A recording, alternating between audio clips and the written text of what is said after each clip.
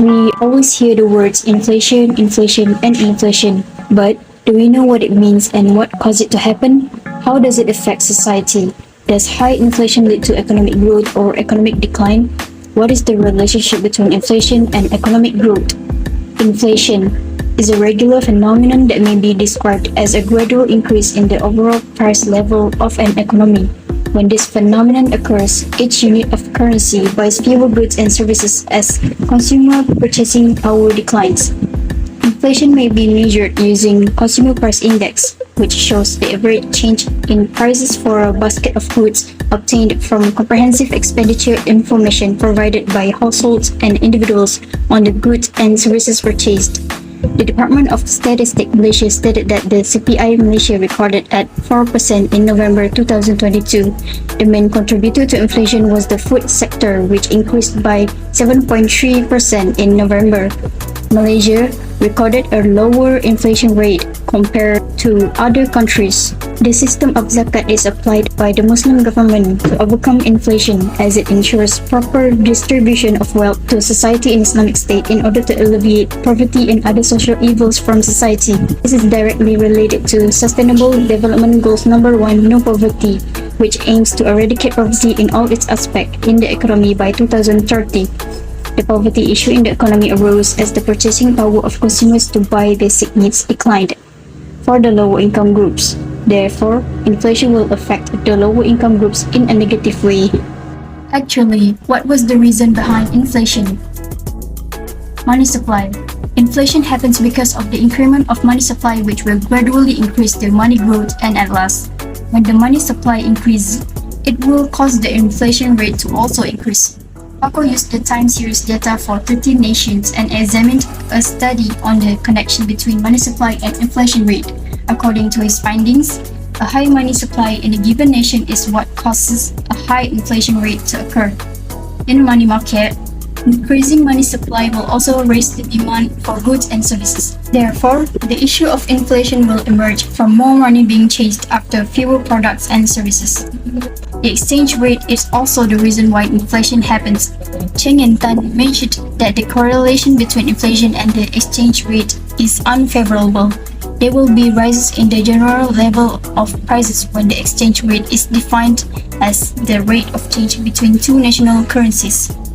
Prices are thus anticipated to decrease generally when the exchange rate declines or when domestic currency appreciates. Both manufacturing costs and the pricing of imported goods, which will fluctuate along with exchange rates, will be impacted by changes in exchange rates. Finally, the causes of inflation are the unemployment rate. The government was unable to afford to handle both of these issues simultaneously. This is due to unfortunate fact that when trying to lower the unemployment rate, the government must also deal with the problem of excessive inflation. There are significantly more job seekers than open positions when unemployment is high. In other words, there is more labor available than there is labor needed. Inflation gives pros and cons to society. There are groups of individuals who may benefit from inflation, while others may suffer as a result of the phenomenon. Income and wealth are not distributed equitably among different groups of people, which is linked to poverty. To begin, inflation may have an impact on consumers' various levels of income. Malaysia has diverse income groups that may be categorized into three kinds of income groups in Malaysia. B40 indicates the bottom 40%, M40 indicates the middle 40%, and T20 indicates the top 20%. How does it affect the various levels of income? Firstly, the nature of these people's occupations. Lower income workers are unable to bargain for a higher wage. When the price of commodities rise due to inflation, the income of these people remains fixed regardless of the situation. Thus, the purchasing power of lower class people declined as the price rose. Individuals who earn higher incomes, on the other hand, are more likely to be employed with inflation-adjusted benefits. When there is inflation, these advantages help to offset the decline of purchasing power, and the income gaps widen during inflationary periods. Secondly, the relationship between poverty and inflation exists as money has value and its value can grow or decline over a period. Poverty is defined as a lack of financial resources. During an inflationary period, the cost of basic needs increased, demanding a greater amount of financial resources to satisfy those needs. As a result, if the inflation rate rises over the year, the lower income groups will become poorer. Thirdly, the debtors will gain while the creditors incur a loss. Creditors will receive less money than they lend as the purchasing power of money falls. Meanwhile, debtors gain as they repay less during the inflationary period, which is lower than the money they borrowed from creditors at first. Fourthly, producers were relatively affected when the price of the product rose. During an inflationary period, customers spend their money on essentials rather than luxury items. Producers of necessities such as food, fuel, and utilities benefit from the situation since profit increases as the price go up. Consumers must spend money to obtain necessities in everyday life despite the price increases. The relationship between inflation and economic growth. Economic growth is defined as an increase in aggregate production in an economy, which generally results in an increase in national income. The gross domestic product is used to measure economic growth. The question is whether the relationship between inflation and economic growth is linear or not, or significant or not significant. Numerous studies have investigated the relationship between inflation and growth to test and discovered its correlation. Cassidy and Mokanamela and Gokul and Honey found that economic growth and inflation were negatively correlated, and the non-linear test scores techniques is used to estimate the inflation threshold level, and the bootstrap approach is used to make inferences. Until September 2022, the Philippines, one of the Asian countries with the highest inflation rates, began to experience a decrease in growth rates, and thus the view stating that inflation does not give a positive view of growth but gives a negative effect to the economics of the country. Evidence also showed the relationship between inflation and economic growth in Asian countries such as India, Malaysia, and Hong Kong. Inflation raises prices and burdens consumers. In order for all businesses to pay the high prices of their bills, inflation causes the cost of electricity bills for Hong Kong businesses to increase, and the cost is passed on to the consumer. Business Today also reported that the electric company announced it would continuously raise electricity rates by 6.4% and 5.5%. This is demonstrated by the statement made by David Long Chi-Wai, chairman of the Seafood Delight Group, which operates 17 Chinese restaurants in housing developments and employs more than 1,000 people. He raised menu prices as a result of the increased cost of electricity. In Malaysia, the Central Bank of Malaysia mentioned that the core inflation increased further to 3.7%, while headline inflation is likely to have reached its annual peak during the quarter at 4.5%. As anticipated, sustained increase in core inflation and price volatile items, as well as the base effect from the electricity bill discount implemented in the third quarter of 2021, were the main drivers of the increase in headline inflation. Inflation, the concept of the time value of money, and the reduction of purchasing power have existed since the early periods of Islam, although financial crises were unknown at the time. These existing crises are additional crises in the real sector, the majority of which are triggered by natural disasters. However, in the end, such a crisis frequently undermines price stability, as evidenced by an increase in the price of goods. Consequently, there are several views of Islamic law on inflation and its relationship to zakat and the indexation of cash loans. Firstly, zakat has a significant positive effect on inflation. As a Muslim, zakat is an obligatory donation in order to purify wealth. Generally, zakat is focused on redistribution of wealth to those in need. Zakat is intended to alleviate poverty, raise purchasing power, and increase mustahik production capacity. The amount of zakat collected is significantly impacted by both inflation and the increase in gold's price. By lowering the marginal propensity to consume of zakat payers, zakat can have an impact on inflation.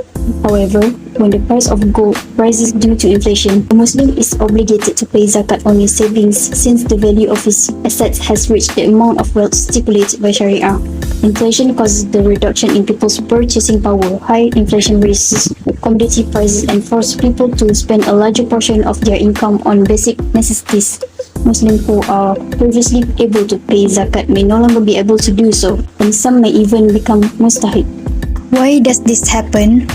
The market shortages reduce people's purchasing power, leading to inflation and forcing them to prioritize basic needs over other demands, which are known as cost-push inflation. Therefore, the quantity of zakat will be negatively affected by inflation, as zakat issued by the community will fall as the amount of zakat collected by the Amil Zakat agencies declines. Secondly, indexation. The indexation of wages and rent has been acknowledged by scholars.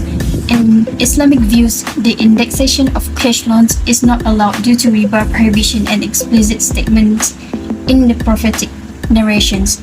From Ubadah bin Samit radiallahu anhu, he said, "The Messenger of Allah subhanahu wa ta'ala said, gold for gold, silver for silver, wheat for wheat, barley for barley, dates for dates, and salt for salt should be treated like for like, equal for equal, and hand in hand. If these commodities differ, you may sell as you like, as long as the exchange is hand to hand." This shows an exchange should be between the same type of homogeneous commodity must be equal and hand-to-hand. Inequality leads to riba, and this is unrecognized in Sharia. The element of ignorance and uncertainty are also prohibited in Sharia perspective. The anticipated inflation contains a part of the uncertainty that renders a contract void, and post-fixed indexation contains an element of ignorance. In Surah Al-Baqarah verse 275 explained that the only principle of a loan is secured, and any excess over that is regarded as riba. It is understood that this prohibition applies to all transactions that might involve adjustments related to riba, including deferred currency exchange, revaluation, and devaluations. Any compensation for the decline in the value of money is not justifiable, since lending money is a financial transaction that is considered comparable to an exchange of a commodity. The Prophet ﷺ said, "La darar wa la dirar," which means that no damage can be done or endured, while al-darar yuzal. Jurists contend that damages must be made up for. According to Islamic law, the individual who inflicted the damage is required to make up for it in the case of indexation. It shows that indexation is an unfair way of identifying the principal perpetrator and redressing injustice. Alternative way to curb inflation in the views of an Islamic economy and non-Islamic economists. Fiscal policy.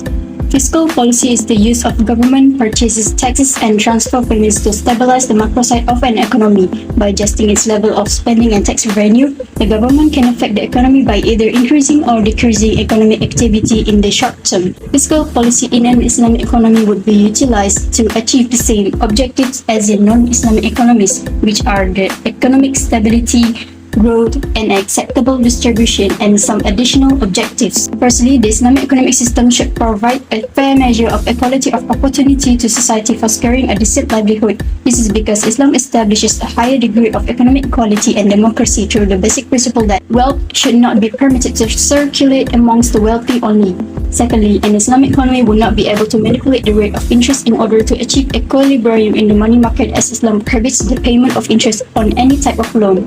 Lastly, an Islamic economy would be committed to assist other less developed Islamic economies and spread the message and teachings of Islam as widely as possible.